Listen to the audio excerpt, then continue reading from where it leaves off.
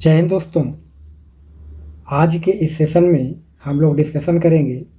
पूरे 50 क्वेश्चन का एक सेट है जो प्रीवियस ईयर से उठाए गए हैं और एग्ज़ाम में आपको कहीं ना कहीं पूछे गए हैं। और ये आपको आप सेट प्रैक्टिस भी करेंगे तो कहीं कहीं आपको ये क्वेश्चन जो है टकराएंगे और आने वाले जो भी एग्ज़ाम होंगे उसकी व्यू से ये बहुत ही इम्पोर्टेंट होंगे। तो चलिए आज के सेशन का हम लोग फर्स्ट क्वेश्चन देखते हैं। बहुत ही मज़ेदार क्वेश्चन है कि हीलियम को छोड़कर सभी नोबेल गैसों के बाहरी सेल में कितने इलेक्ट्रॉन होते हैं। याद रखिएगा, हीलियम की परमाणु संख्या आपका 2 होता है। ठीक है, परमाणु संख्या कितना 2 होता है। और आपका बाकी जो नोबेल गैस होते हैं इसमें आपका क्या होंगे, सारे में आपके 8 होंगे। ठीक है, तो आपको ये याद रखना कितने होंगे, 8 होंगे, क्योंकि आपका 2 8 18 ये सब सारा है इस तरह के होता है। तो उसको जो है कि नोबेल गैस इसलिए बोला जाता है क्योंकि एक अक्रिय गैस है, ये किसी से भी अभिक्रिया नहीं करती है। इसके बाहरी सेल में 8 है तो किसी से भी लेने और देने की इसको ज़रूरत नहीं है। ठीक है, चलिए नेक्स्ट हम लोग देख लेते हैं। निम्नलिखित में कौन सा फूल के केंद्र में मौजूद होता है। तो फूल के केंद्र में आपका मौजूद हो जाएगा अंडप। ठीक है, अंडप हो गया। वही फूल के आपका 4 भाग होता है। बाह्यदल को हम बाहरी भाग बोलते हैं। फिर पकुंडिया हो गया, पुकेसर हो गया, नर भाग को पुकेसर। फिर आपका अंडप, अंडप हो गया आपका मध्य भाग। वही पूछ रहा था इसके केंद्र में कौन सा होता है, तो केंद्र में कौन होगा, अंडप होगा। चलिए नेक्स्ट, प्रोपेन का आणविक सूत्र पूछ रहा है। ठीक है, तो प्रोपेन का क्या हो जाएगा, C3H8 हो जाएगा। तो आपको वही पूछा जाता है, इथ मिथ प्रोप ब्यूट पेंट हेक्स, इस तरह से जो है कि आपका आगे चला जाएंगे। तो आपका प्रोपेन पूछ रहा है तो आपका प्रोपेन क्या हो जाएगा, C3H8 हो जाएगा। वहीं आपका C2H6 हो जाएगा इथेन। मीथेन का आपका सूत्र हो जाएगा CH4। वही आपका ब्यूटेन का हो जाएगा C4H10। आपका वही लाइटर में इसका प्रयोग किया जाता है। मीथेन को हम लोग मार्स गैस भी बोलते हैं। चलिए नेक्स्ट हम लोग देखते हैं, खाद्य पदार्थों का ऑक्सीकरण होने से रोकने के लिए निम्नलिखित में किस गैस का प्रयोग किया जाता है। तो आपका खाद्य पदार्थों का ऑक्सीकरण होने से रोकने के लिए नाइट्रोजन गैस का प्रयोग किया जाता है। चलिए नेक्स्ट, एक मुस्लिम संत उस जगह पर रहते थे जहाँ जो है फतेहपुर सीकरी का निर्माण किया गया था। फतेहपुर सीकरी का निर्माण जो करवाया था, कौन करवाया था, अकबर। तो अकबर करवाया था। तो वहाँ जो है कि आपका फतेहपुर सीकरी में एक रहते थे, कौन रहते थे, शेख सलीम चिश्ती। इन्हीं के नाम पर जो है कि अकबर अपने पुत्र का नाम जो है कि पुत्र का नाम सलीम रखता है। ठीक है, जो बाद में जाकर के जहांगीर नाम से ये आपका विख्यात होता है। चलिए नेक्स्ट, करा 1 बिलियन का pH मान जो है कि 3 है। जब pH मान बदलकर 6 हो जाता है तब H+ आयन की सांद्रता कितनी हो जाएगी। तो आपका 1000 गुना क्या हो जाएगी, कम हो जाएगी।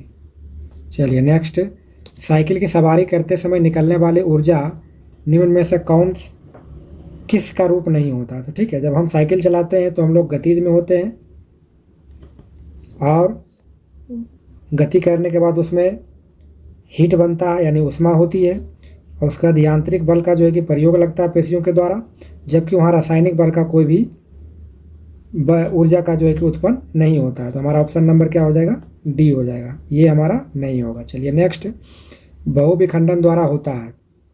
तब बहुविखंडन किसके द्वारा हो जाएगा, प्लाज्मोडियम के द्वारा होगा। चलिए नेक्स्ट का रहा, रासायनिक गुणों से मेंडलीफ ने तत्वों द्वारा बनाए गए यौगिकों पर ध्यान केंद्रित किया। जो मेंडलीफ था ये आवर्त सारणी का जो है कि सूत्रधार थे। तो उन्होंने जो है कि उस समय लिए थे तो आपका कार्बन और हाइड्रोजन लिए थे। ठीक है, कार्बन और हाइड्रोजन के माध्यम से जो है कि ये किए थे। नेक्स्ट है, ओम के नियम के अनुसार यदि करंट बढ़ता है तो संभावित अंतर भी स्थिर रहता है, तो क्या होगा। तो आप देख सकते हैं ओम का नियम कहता है कि किसी चालक में बहने वाली विद्युत धारा चालक के सिरों के बीच विभवांतर का क्या होगा, अनुक्रमानुपाती, यानी धारा जो होगा आपका विभवांतर के क्या होगा, समानुपाती होगा। तो V बराबर IR होता है। V बराबर क्या होगा, IR हो गया। तब कह रहा है कि करंट बढ़ता है तो करंट बढ़ेगा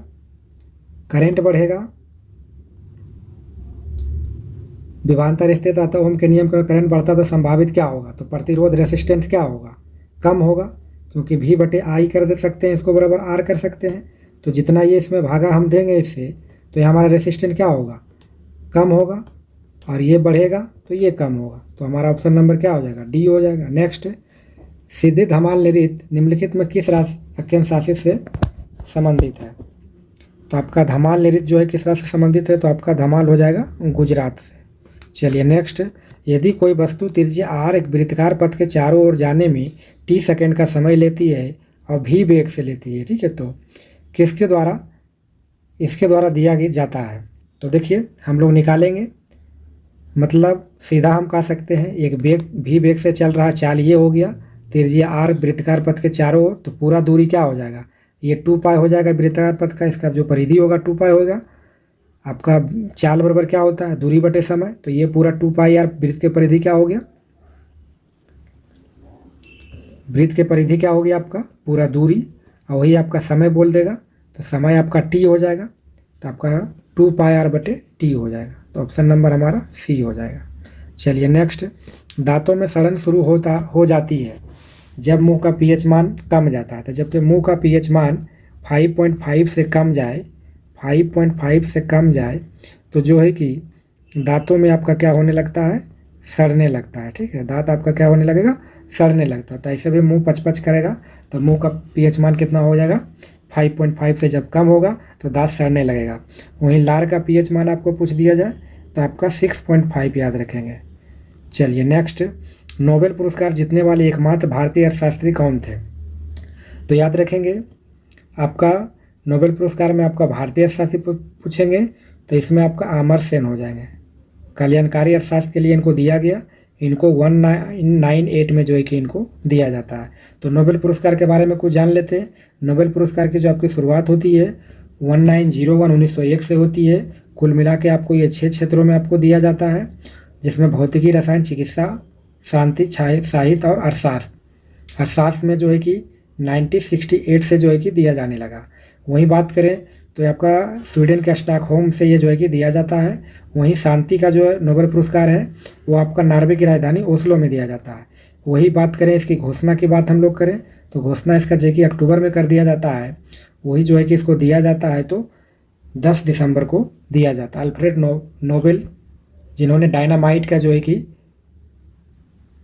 डायनामाइट की भी जो है कि इन्होंने खोज किया था, ठीक है, इनके स्मरण में जो है कि दिया जाता है, स्वीडिश बैंक के द्वारा दिया जाता है।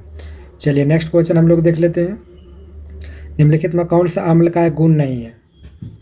तो अम्ल का देख लेते हैं। अम्ल क्या होता है?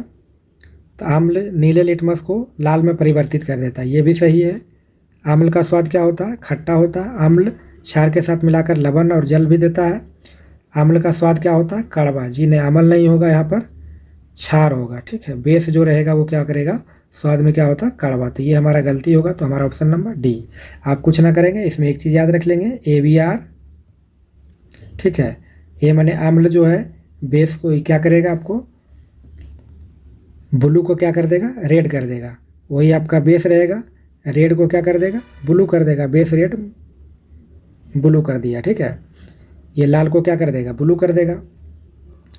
ये क्या करेगा, ब्लू को क्या कर देगा, रेड कर देगा। और ये आपका रेड को क्या कर देगा, ब्लू कर देगा। बस ये 2 चीज़ आप याद रखें, ABR BRB।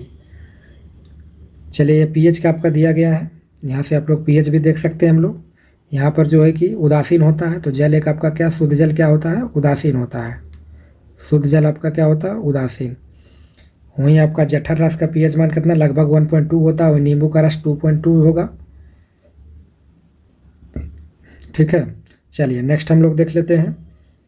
ऊपर उठाए गए हथौड़े के पास क्या होता है? तो ऊपर आप हथौड़ा यदि उठा के रखते हैं तो इसमें जो है कि आपको स्थितिज ऊर्जा, क्योंकि वो स्थिति कंडीशन में है, यानी रुका हुआ वहाँ पर है, तो इस तरह में क्या होगा आपका स्थितिज ऊर्जा। इसके और कई उदाहरण हैं, जैसे बंधे हुए बांध में भी हम देख सकते हैं। बांध में जो पानी आपका है, बंधे हुए पानी में भी हम लोग देख सकते हैं। डैम हो गया है ना, उसमें भी क्या होता है, स्थितिज ऊर्जा होता है। यानी उसको आप छोड़ेंगे तो आप जो है कि बांध को भी आप जो है कि खोलेंगे तो वो आपका फिर आपका गतिज में आ जाएगा। तो ये फॉर्मूला 2 याद रखेंगे, बहुत ही इंपॉर्टेंट है। पोटेंशियल एनर्जी बराबर mgh हो जाएगा। वही काइनेटिक एनर्जी पूछ देगा, 1/2 mv² हो जाएगा, ठीक है। पोटेंशियल माने आपका स्थितिज ऊर्जा हो जाएगा, आइए अब काइनेटिक हो जाएगा गतिज ऊर्जा। आपका जी का वैल्यू पूछ देगा तो 9.8 मीटर प्रति सेकेंड। ओके, तो आपका ध्यान देंगे, इसको लगभग आप लोग 10 मान के चलेंगे, तब आपका सॉल्यूशन जाके होगा। चलिए नेक्स्ट हम लोग देख लेते हैं, निम्नलिखित में कौन सा एक एम्फोटेरिक ऑक्साइड है। तो एम्फोटेरिक ऑक्साइड कौन हो जाएगा, तो आपका एल्युमिनियम ऑक्साइड क्या हो जाएगा, एम्फोटेरिक ऑक्साइड। नेक्स्ट, एम कक्ष में शामिल होने वाले इलेक्ट्रॉनों की अधिकतम संख्या क्या होगा। देखिए कोई भी कक्ष पूछ देगा, KLMN पूछ देगा तो 1 2 3 4 इस तरह से आप रख सकते हैं। कक्षा की संख्या पूछ देगा तो आप डायरेक्ट कक्ष की संख्या पूछ देगा, कक्ष की संख्या आपको पूछ देगा तो डायरेक्ट आप कर दीजिए 2n²। 2n कौन सा कक्ष है, m कक्ष है, तो m का कितना वैल्यू 3, तो 3 का स्क्वायर कर दीजिए, 2 गुने 3 3 9, 9 दूनी 18, कितना हो जाएगा 18 हो जाएगा।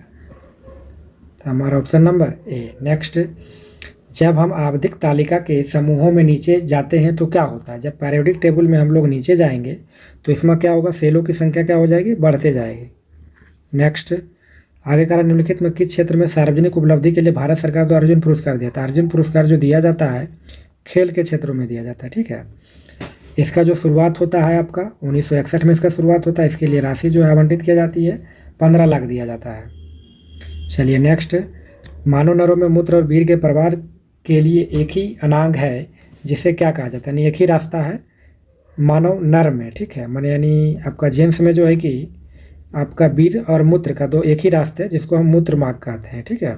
वहीं आपका वुमेन में देखा जाए तो वुमेन में अलग अलग है। नेक्स्ट, प्रारंभिक भारतीय संस्कृत दार्शनिक के अनुसार प्रत्येक वस्तु कितने मूल तत्वों से बनी है। तो कुल मिला के 5 मूल तत्वों से बनी है। 5 मूल तत्व आपका कौन कौन है, तो आपका आकाश हो गया, वायु, अग्नि, जल और पृथ्वी। चलिए नेक्स्ट, एक अल्कोहल का क्वथनांक जो है 78 डिग्री सेल्सियस है, केल्विन पैमाने पर तापमान कितना होगा। तो देखिए आप ये फॉर्मूला एकदम कंठस्थ कर लीजिए, F-32/9 बराबर C/5 बराबर K-273/5 बराबर R/4, ठीक है। तो आपका जो चीज़ पूछे उसको आप इक्वल कर दीजिए। यहाँ डिग्री सेल्सियस में दिया हुआ है, केल्विन में पूछ रहा है, तो डिग्री सेल्सियस यहाँ पे है, केल्विन यहाँ, ये दोनों को इक्वल कर दीजिए। तो C/5 इक्वल टू K-273/5, ठीक है। इसको हम लोग सॉल्यूशन कर रहे हैं। तो C का वैल्यू कितना है, C का वैल्यू आपका 78/5 इक्वल टू K-273/5, ठीक है। इसको काट दीजिए, 5 से 5 खत्म। अब ये कर दीजिए, ये आपका हो जाएगा K इक्वल टू,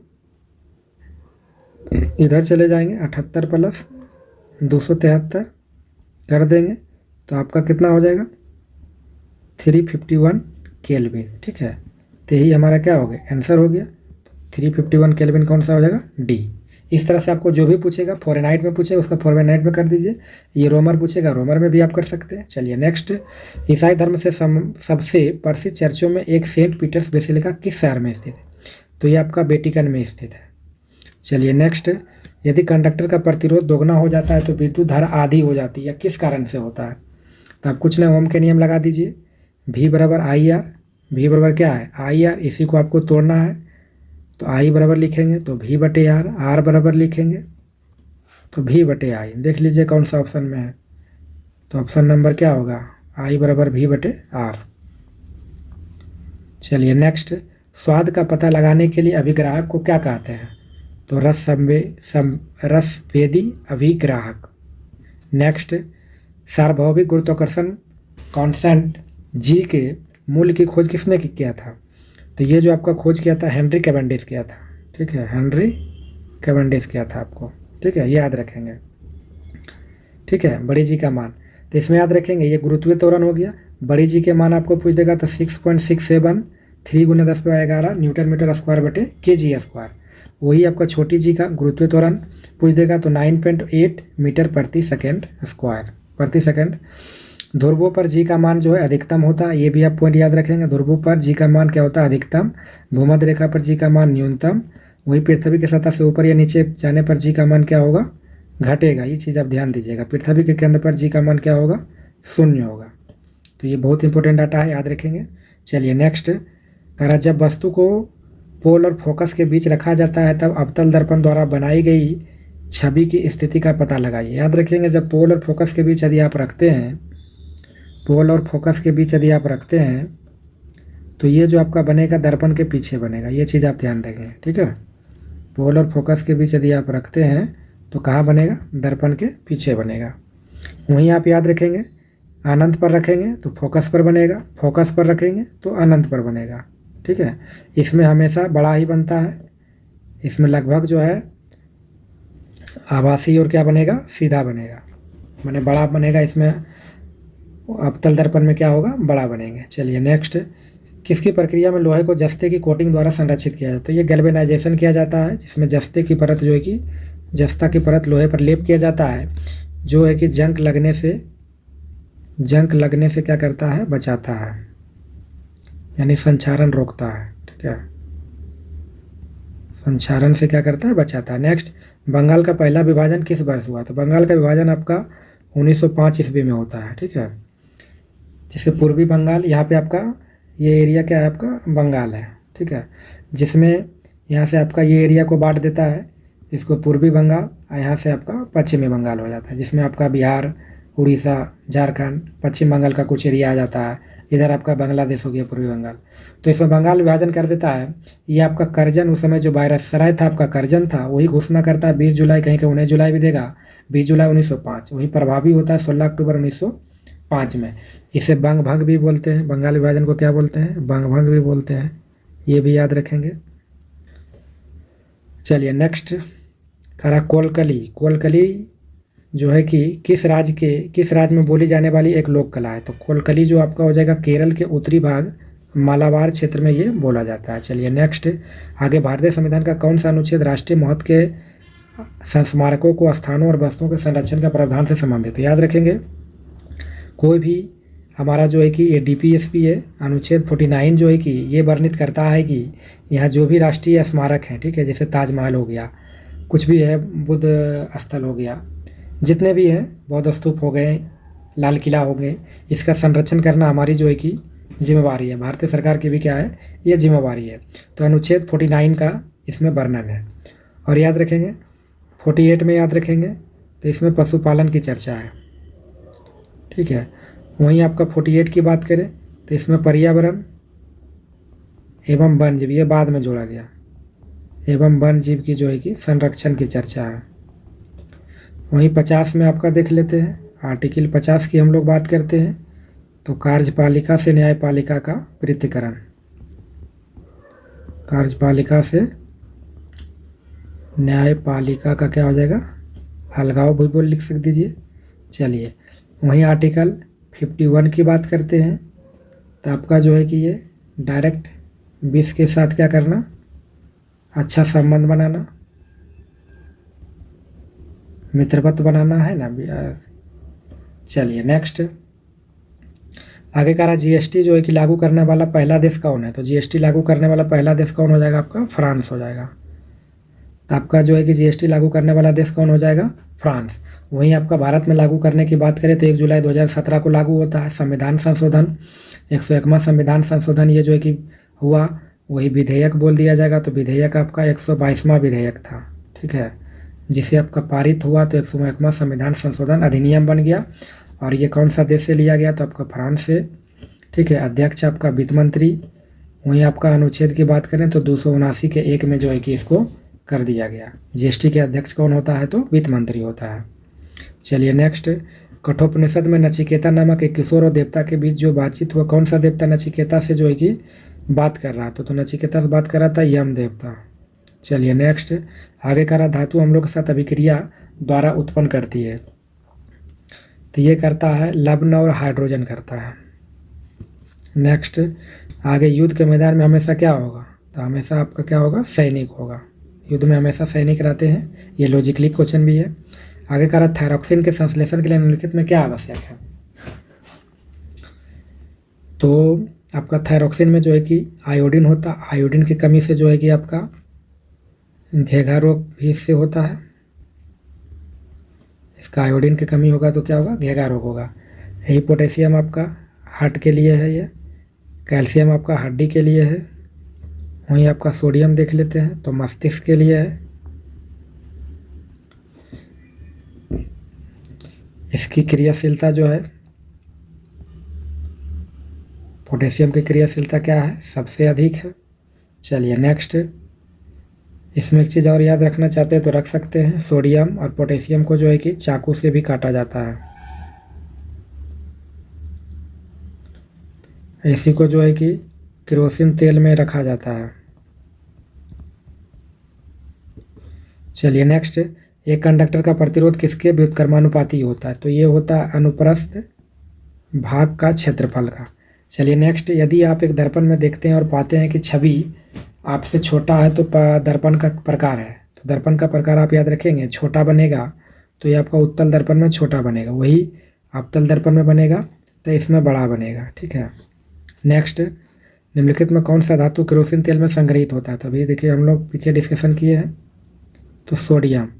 और सोना जो है कि घुल जाता है एक्वारेजिया में, एक्वारेजिया। नेक्स्ट, सोना हो गया, प्लेटिनम दोनों। क्लोरीन गैस का उपयोग निम्न में से किसके निर्माण में किया जाता है, क्लोरीन गैस आपका किसके लिए किया जाता है, तो आपका ब्लीचिंग पाउडर के लिए। याद रखेंगे, ब्लीचिंग पाउडर का सूत्र होता है CaClO हॉल 2, ये ब्लीचिंग पाउडर का सूत्र हो गया। वही आपका बुझा चूना हो गया, कैल्शियम हाइड्रोक्साइड इसको बोलते हैं, बुझा हुआ चूना का। नेक्स्ट, एक पौधे के तने या जड़ का घेरा किस कारण बढ़ता है, तो याद रखेंगे ये आपका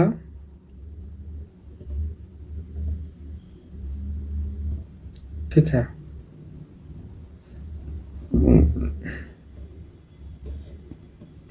एक चीज़ ध्यान रखेंगे, कह रहा पौधे का तने या जड़ का घेरा किस कारण, तो घेरा का मतलब ये सब, तो ये किसके कारण होता है, तो ये लेटरल के कारण होता है, लेटरल मेरिस्मेटिक्स के कारण होता है। ठीक है, वही पार्श्व विभजोत्तक, तब इंग्लिश में याद रखेंगे लेटरल।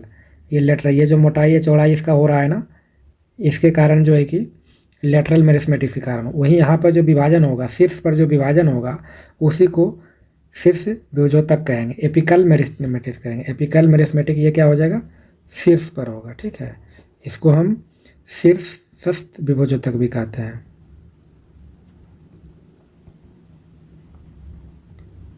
विभजोत्तक। चलिए नेक्स्ट, इसमें और एक चीज़ ध्यान रखेंगे, जहाँ से जो है कि पत्ते निकलते हैं इसी को इंटरकैलरी भी कहते हैं। इंटरकैलरी मेरिस्मेटिक किसको बोलते हैं, जहाँ से जो है कि पत्ते का जो है कि ये डंटी निकलता है। ठीक है, जहाँ से पत्ती का डंटल निकलता है वहाँ को हमको क्या कहते हैं, इंटरकैलरी, जहाँ से ये निकलते हैं। तने शाखाएँ जहाँ से निकलती है बोल सकते हैं, शाखाएँ जहाँ से निकलती है उसको क्या बोलते हैं, इंटरकैलरी बोलते हैं। ये बहुत इंपॉर्टेंट क्वेश्चन है। चलिए नेक्स्ट, मध्य प्रदेश का संबंध हीरे से है, उसी प्रकार कर्नाटक का, तो मध्य प्रदेश में क्या होता है, हीरा पन्ना खान से मिलता है। वहीं आपका कर्नाटक के कोलार खान से क्या मिलेगा, सोना मिलेगा, तो यहाँ क्या हो जाएगा, सोना। वहीं चांदी देखा जाए तो आपका राजस्थान हो जाएगा। तांबा भी आपका एक्चुअली मध्य प्रदेश में ज़्यादा होता है, लेकिन राजस्थान के खेतड़ी भी जो इसके लिए फेमस है। नेक्स्ट, दादा साहब फाल्के पुरस्कार किस क्षेत्र में महत्वपूर्ण सार्वजनिक उपलब्धि के लिए दिया जाता है, तो दादा साहब फाल्के पुरस्कार जो है कि आपको फिल्म के लिए, फिल्म में दिया जाता है। ठीक है, तो दादा साहब फाल्के पुरस्कार इसका शुरुआत 1969 में होता है। इसमें 15 लाख, पहले 10 लाख दिया जाता था, पहले 10 लाख, 10 लाख से बढ़ाकर कितना कर दिया, 15 लाख। ये क्षेत्र कौन सा है, फिल्म। पहली बार किसको मिल रहा था, देविका रानी रोरिका को मिला था। अभी 2024 की बात करें, 2024 में जो मिला है आपका मिथुन चक्रवर्ती को मिला है, मिथुन चक्रवर्ती को आपको मिला है। नेक्स्ट, आगे कह रहा उड़ीसा को अधिकतर के कारण प्राकृतिक आपदाओं को सामना करता, तो उड़ीसा आप सभी जानते हैं कि आपका यहाँ पर जो है कि ये एरिया में आपका यहाँ पर जो है कि उड़ीसा है, यहाँ पे पूरा आपका क्या है, बे ऑफ बंगाल है, बे ऑफ क्या है, बंगाल है। तो बे ऑफ बंगाल है, तो यहाँ से ज़्यादातर क्या होती है, चक्रवात के कारण आपका ये ज़्यादा विनाश इसको देखा जाता है, तो चक्रवात हो जाएंगे। नेक्स्ट, आगे करा निम्नलिखित में कौन बढ़ते भ्रूण के लिए पोषक उत्तक का कार्य करता है, भ्रूण के लिए पोषक उत्तक का काम कौन करेगा, तो एंडोस्पर्म करेगा। नेक्स्ट, आगे करा खाद्य पदार्थों में दुर्गंध आने का मुख्य कारण वसा और तेलों का है, तो ये क्या होता है, ऑक्सीकरण के कारण। नेक्स्ट, कौन सा प्राकृतिक में कभी अकेले नहीं होता, तो अकेले कभी बल नहीं होता है। बल बराबर F बराबर क्या होता है, ma होता है। नेक्स्ट, आगे कह रहा है कि यदि शामिल हो तो और भी अधिक विविधता उत्पन्न हो जाएगी। तो ये अलैंगिक जनन में बोलता है, अलैंगिक जनन में शामिल हो तो भी और अधिक विविधता उत्पन्न होगी। नेक्स्ट, निम्नलिखित गैसों में कौन सी गैस बायोगैस संयंत्र में उत्पन्न नहीं होती है। तो बायोगैस में देखिए CO2 होगा, CH4 होगा, हाइड्रोजन सल्फाइड भी होगा। तो ये इसमें याद रखेंगे CO ये बहुत ही विषैली गैस है, ठीक है, विषैली गैस। तो ये हमारा ऑप्शन नंबर क्या होगा, बी। ये नहीं निकलेगा, ये कोयला के जलने से होगा।